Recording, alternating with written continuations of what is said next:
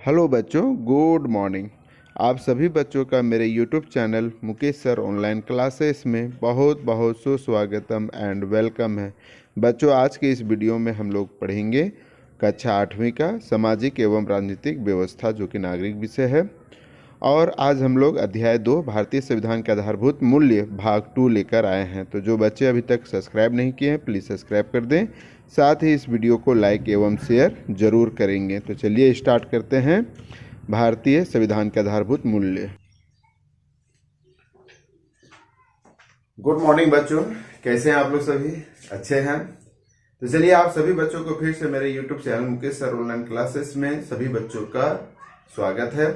बच्चों, आज हम लोग वर्ग 8वीं का विषय सामाजिक एवं राजनीतिक व्यवस्था, जो कि नागरिक शास्त्र है, और आज हम लोग अध्याय 2 भारतीय संविधान के आधारभूत मूल्य भाग 2 पढ़ेंगे।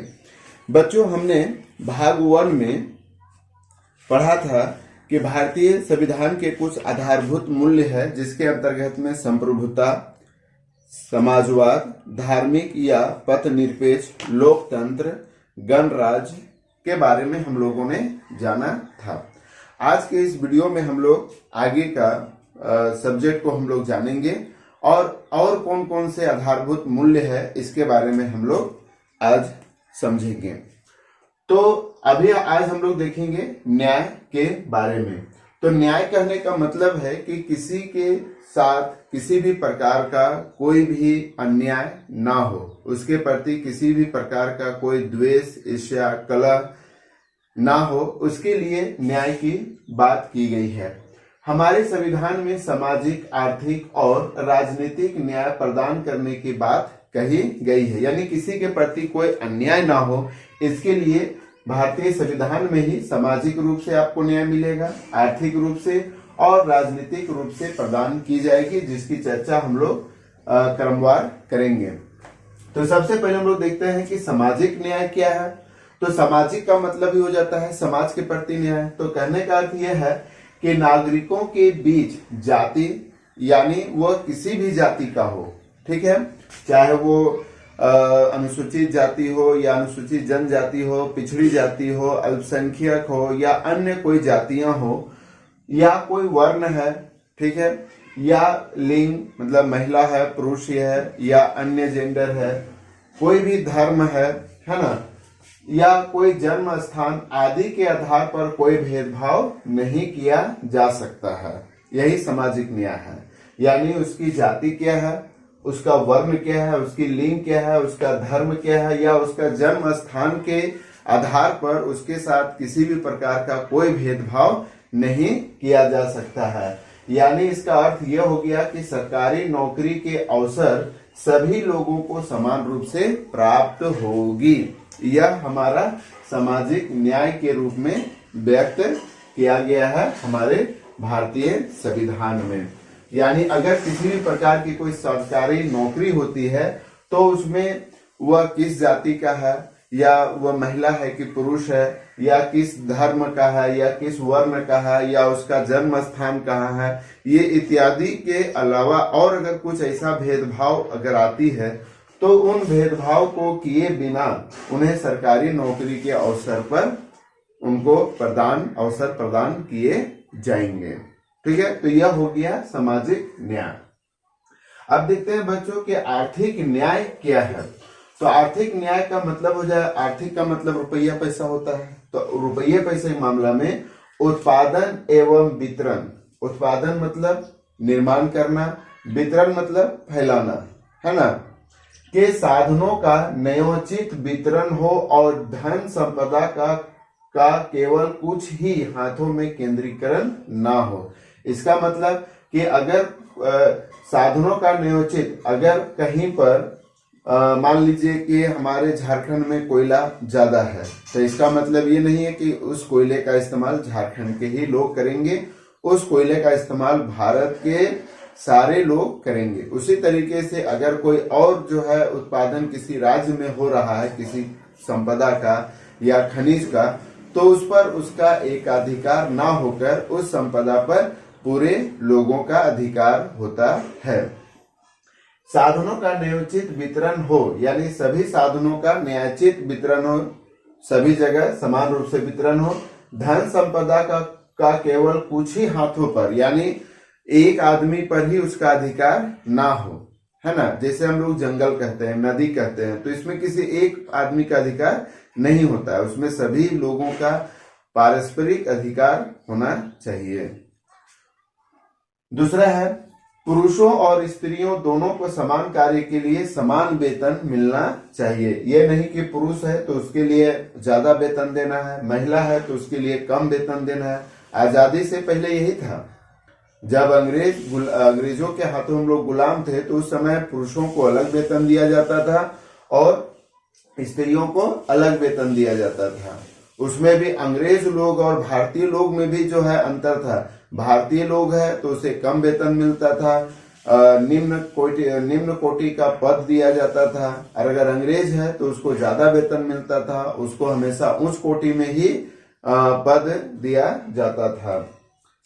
तो इसलिए यहाँ कहा गया है कि पुरुषों और स्त्रियों दोनों को समान कार्य के लिए समान वेतन मिले। तीसरा है स्त्रियों और बच्चों के श्रम का दुरुपयोग ना हो, है ना। यानी अगर स्त्री श्रम कर रही है या बच्चे किसी प्रकार का, ऐसे तो 14 साल से नीचे के बच्चों को श्रम करवाना कानूनन अपराध है।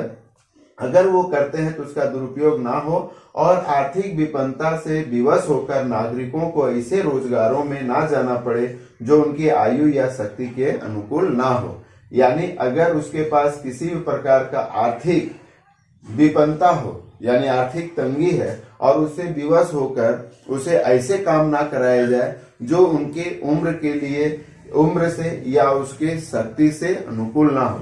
अब जैसे अगर मान लीजिए कि कोई आदमी है, उसको रुपये का बहुत सख्त जरूरत है, तो उसे हम ऐसा काम ना कराएं जो वह व्यक्ति सकेगा ही नहीं, है ना।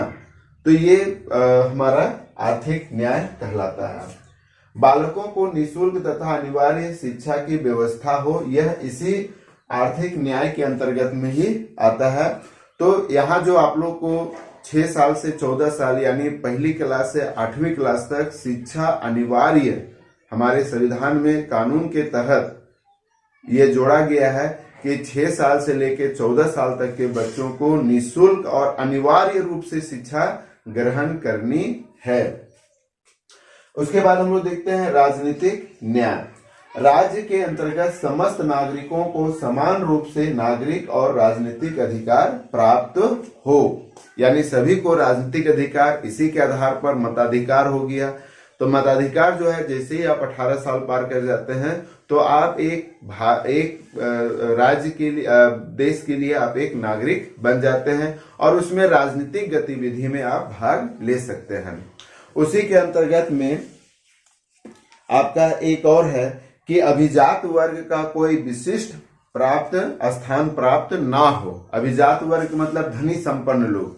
पहले ये होता था कि आजादी से पहले कि जो संपन्न लोग होते थे, जो अमीर लोग होते थे, उन्हीं को वोट देने का अधिकार होता था, या वही व्यक्ति, अमीर लोग ही विशेष महत्वपूर्ण पदों पर आसीन होते थे।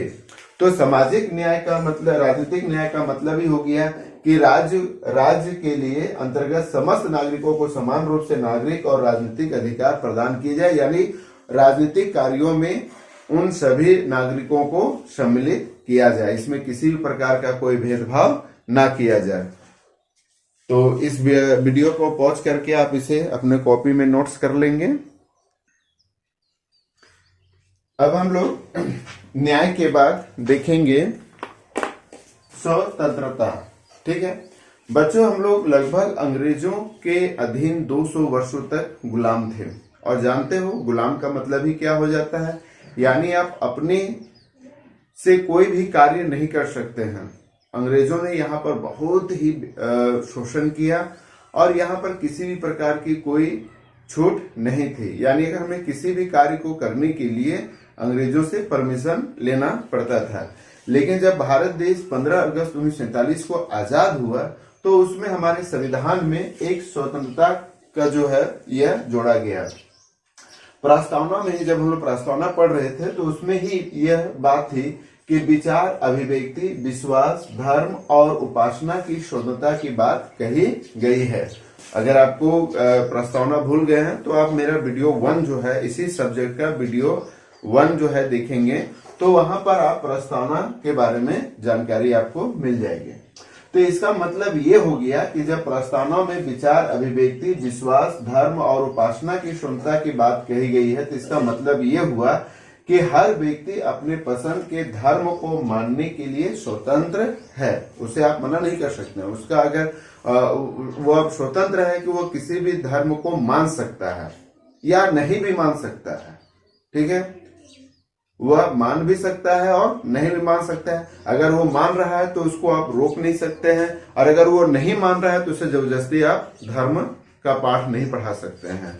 तो यह हमारा स्वतंत्रता का अभिप्राय है। दूसरा है, अपने इष्ट की प्रार्थना को स्वैच्छिक विधि से अपना सकता है। अगर वह जो उसका इष्ट देव है ना, जो उसके भगवान है, वो अपना किसी भी विधि से पूजा कर सकता है ना, उस पर किसी प्रकार का कोई दखल अंदाजी नहीं है। तीसरा है, अपने विचार व्यक्त करने, है ना, अपने विचार को आप व्यक्त कर सकते हैं, अपनी भावनाओं को विचारों को व्यक्त कर सकते हैं, अपने आप भावों को व्यक्त कर सकते हैं, एवं भाषण देने की छूट है। और यही चीज जो है, यहाँ के लोग भाषण देना स्टार्ट कर देते हैं, है ना। तो लेकिन उसे व्यक्त करने, अपने विचार व्यक्त और भाषण देने का छूट है, बशर्ते उनके भाषण से देश की एकता एवं अखंडता पर कोई आंच ना आवे, ठीक है। अक्सर आप लोग देखे होंगे कि कोई आदमी भाषण दिया और जेल चला गया, उसको जेल भेज दिया गया। क्यों जेल भेजा गया? क्योंकि वो हमारे भारत देश के एकता और अखंडता पर सवाल उठा देता है। तो भाई वो भाषण नहीं चलेगा। आप भाषण दे सकते हैं, अपने विचारों को व्यक्त कर सकते हैं, अपनी भावनाओं को व्यक्त कर सकते हैं, बशर्ते वो देश की एकता एवं अखंडता में आंच नहीं आनी चाहिए।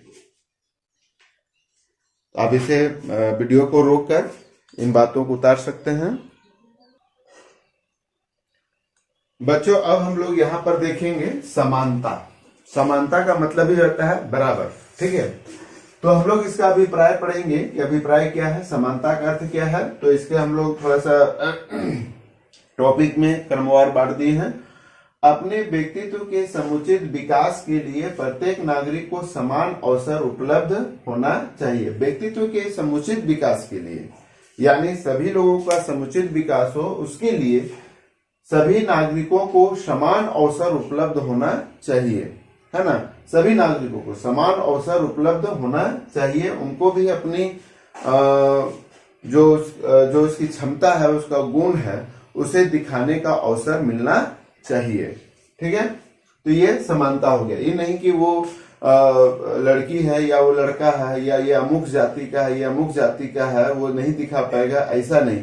आपके अगर विद्यालय में भी कुछ ऐसे बच्चे हैं जो नहीं पढ़ पा रहे हैं, तो उनको भी अवसर प्रदान करना चाहिए, उन्हें भी मौका मिलना चाहिए। ये नहीं सोचे कि अरे वो नहीं सकेगा, है ना, ऐसा नहीं। अगर वो दिव्यांग है तो उसको भी मौका मिलना चाहिए अपनी प्रतिभा को दिखाने का। तो वही समानता है।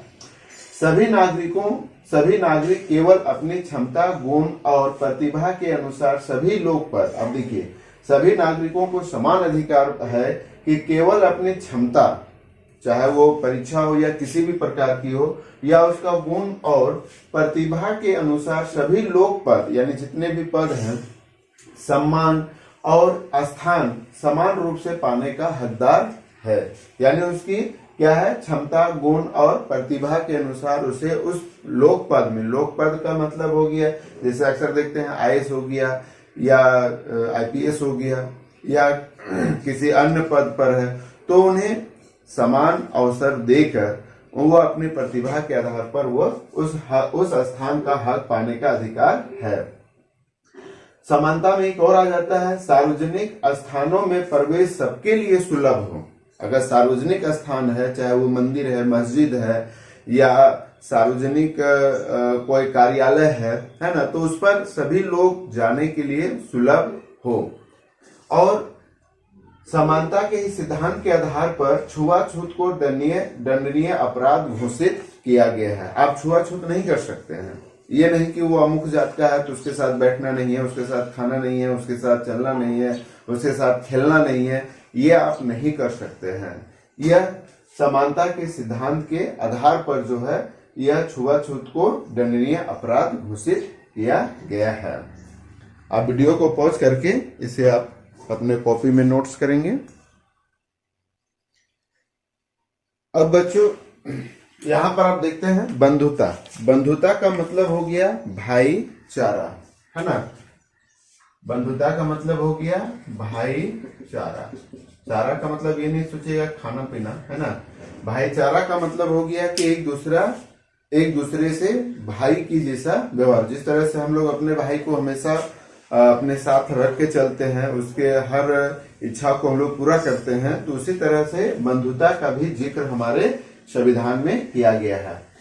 अब बंधुता कहाँ जरूरत पड़ेगी बच्चों? जैसे न्याय, है ना। अगर किसी को न्याय है तो उसमें आपको बंधुता का दिखना होगा। स्वतंत्रता, अब ऐसा नहीं कि स्वतंत्रता का मतलब हो जाता है कि हम स्वतंत्र हैं, जिसको चाहे उसको गाली दे सकते हैं, जिसको चाहे उसको मार सकते हैं, जिसका चाहे उसको जमीन हड़प सकते हैं। नहीं, आप वो नहीं कर सकते हैं। यानी उसमें आप स्वतंत्र तो हैं, लेकिन आपको बंधुता के साथ स्वतंत्र हैं। यानी आपको उसे भी प्रायोरिटी देना होगा, जितना आप स्वतंत्र हैं उतना ही उसे भी स्वतंत्रता देनी होगी। अब ऐसा नहीं कि हम लोग स्वतंत्र हैं कि कोई भी काम करने के लिए, तो आप पूरे जानवरों को मारना स्टार्ट कर दीजिए, तो नहीं। आपको जानवरों के प्रति, पेड़ पौधों के प्रति, सार्वजनिक स्थलों के प्रति आपको बंधुता रखनी होगी। और समानता के आदर्श तभी फलीभूत होंगे जब सभी नागरिकों में बंधुता की भावना हो।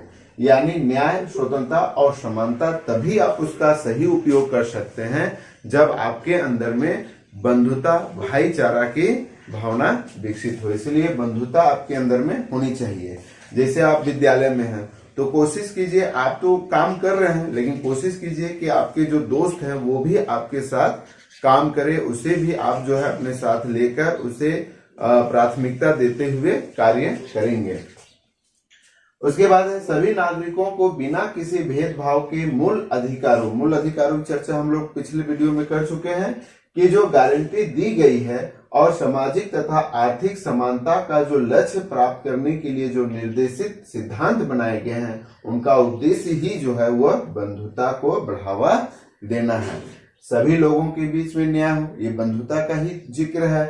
सभी लोग स्वतंत्र हों, यह भी बंधुता का प्रतीक है। और सभी लोगों के बीच, सभी नागरिकों के बीच समानता का भावना हो, यह भी बंधुता का जिक्र है। यानी हम तभी मूल अधिकारों का प्रयोग अच्छे ढंग से कर सकते हैं जब हमारे अंदर में बंधुता की भावना हो। तो इसीलिए हमारा संविधान हमसे यह अपेक्षा भी रखती है कि हम एक दूसरे नागरिकों के प्रति बंधुता की भावना विकसित करें।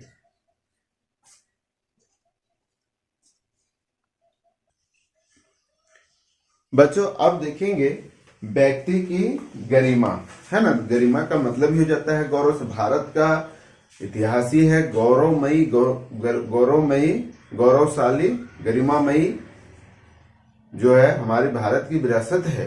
तो जब भारत की विरासत है तो व्यक्ति की गरिमा का भी तो विरासत होना चाहिए। तो यहाँ पर हम लोग देखते हैं बच्चों कि आत्मसम्मान के साथ जीवन जीने का अधिकार सभी नागरिकों को होना चाहिए। उसकी एक आत्मसम्मान होनी चाहिए हर नागरिक को, और उन्हें अपने आत्मसम्मान के साथ जीने का अधिकार हमारा संविधान देता है ना। संविधान निर्माताओं के मन में व्यक्ति की गरिमा का सर्वाधिक महत्वपूर्ण बात उन लोग के मन में आई होगी। जब संविधान बन रहा था तो उस समय उनके मन में यह बात आई होगी कि हम प्रत्येक नागरिक की गरिमा का ख्याल रखेंगे, और इसीलिए उनका एक उद्देश्य था कि लोगों को स्वतंत्रता, समानता आदि मूल अधिकार अनिवार्य रूप से प्राप्त हो। उनके जो मूल अधिकार हैं, ठीक है, वो उनको प्राप्त हो। और यह जवाबदेही जो है, यह सरकार की जवाबदेही बनती है कि वह अपनी नीतियों से सभी नागरिकों को जीविका के पर्याप्त साधन, काम की न्याय संगत तथा मनोवांछित दशाएं उपलब्ध कराए जाएं। ये सरकार की, यानी हर व्यक्ति, अगर मान लीजिए कोई व्यक्ति है जो बहुत पढ़ा लिखा है तो उसके आधार पर उन्हें कार्य दिया जाए, या उनके पास जो कौशल हैं उस कौशल के आधार पर उसको निश्चित रूप से जो है गारंटी दी जाए कि भाई आप ये करेंगे तो आपको ये मिलेगा।